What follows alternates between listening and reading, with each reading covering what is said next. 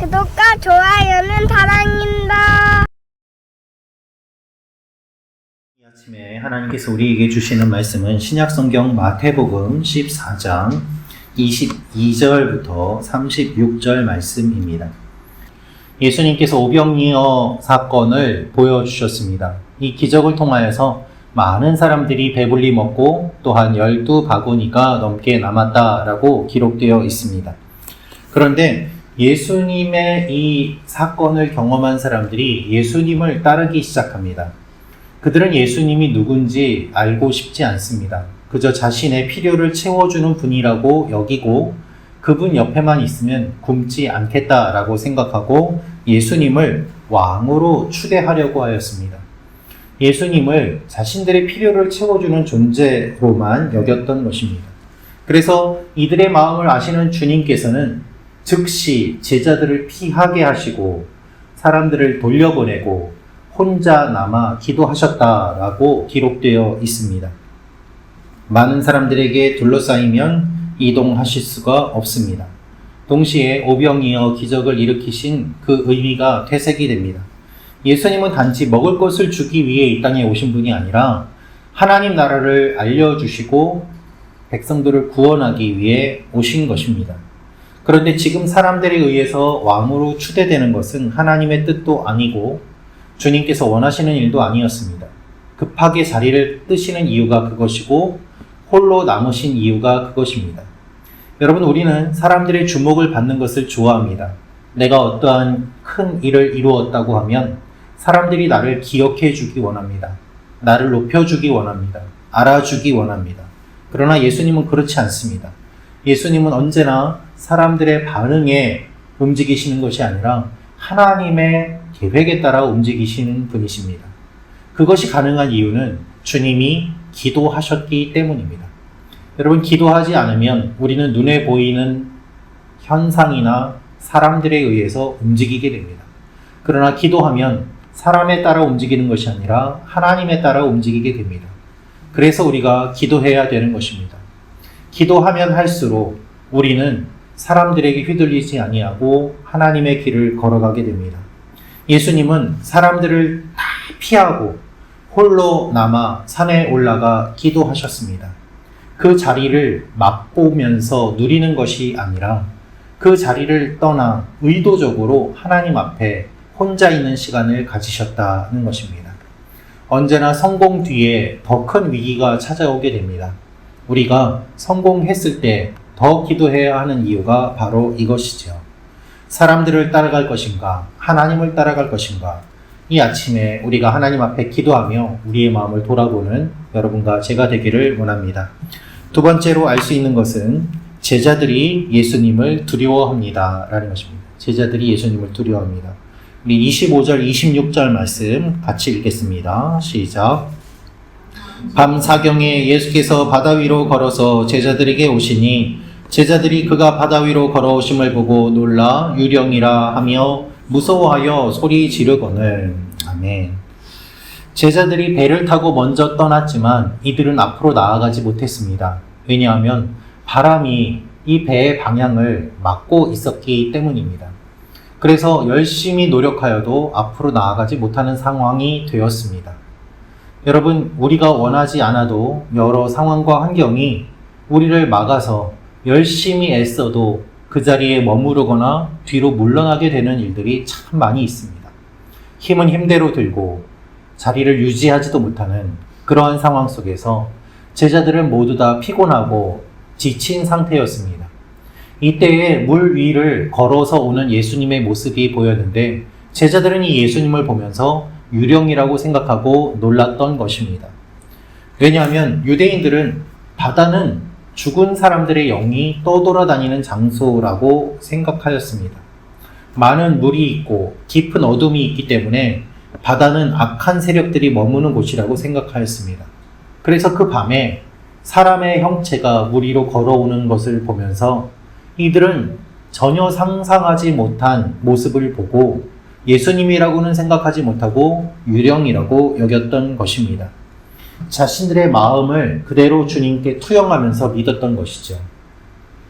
그 결과 예수님의 본래 모습을 보지 못하고 능력 없는 모습, 믿음 없는 모습을 보이게 됩니다.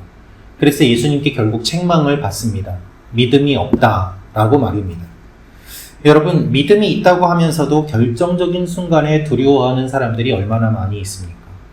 오히려 주님 믿음 없으니 저를 도와주십시오 하는 것이 주님께서 기뻐하시는 일입니다.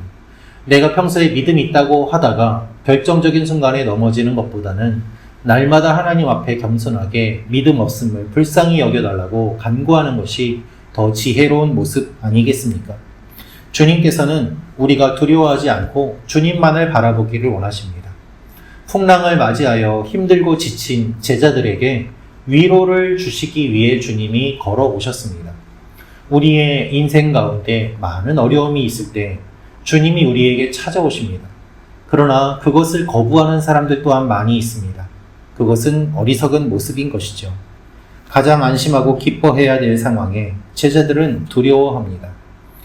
우리의 삶에 문제가 일어나는 것은 하나님께서 주님을 바라보도록 하기 위해 주신 숙제일 수도 있습니다. 그렇기 때문에 이 숙제를 우리가 잘 받아들이고 잘 해결하며 하나님 앞에 나아가는 것이 주님이 기뻐하시는 일인 것이죠. 오늘 우리의 삶에도 여러 일들이 일어날 수 있지만 그럴 때마다 주님을 바라보며 나아가는 여러분과 제가 되기를 소망합니다. 마지막으로 알 수 있는 것은 예수님은 하나님의 아들이십니다 라는 것입니다. 예수님은 하나님의 아들이십니다. 33절 말씀 같이 읽겠습니다. 시작. 배에 있는 사람들이 예수께 절하며 이르되 진실로 하나님의 아들이로소이다 하더라. 아멘. 베드로가 무리를 걸었지만 그가 바람을 보았을 때 물에 빠졌다라고 기록되어 있습니다. 주님이 그를 건져주시고 배에 같이 오르시자 제자들은 예수님이 하나님의 아들이라고 고백합니다. 그 이후부터 34절 말씀을 보면 게네사렛 땅에 건너가서 많은 병자를 고쳐주셨다라고 내용이 간략하게 기록이 되어 있습니다. 예수님의 옷자락에라도 손을 대는 사람은 다 낫게 되었다는 것이죠. 결국 무리를 걸으신 주님께서는 바람도 잔잔하게 하시고 사람들의 병도 낫게 하시는 하나님의 아들이라는 것을 보여주시는 일들로 이 일들을 기록한 것입니다. 예수님이 하나님의 아들임을 보여주는 사건은 왜 중요할까요? 보이는 현상이나 사건에만 주목하지 않고 이 일이 왜 일어났는지 근본적인 원인을 알아야 되기 때문입니다. 예수님은 우리에게 먹을 것을 주기 위해 오신 분이 아닙니다.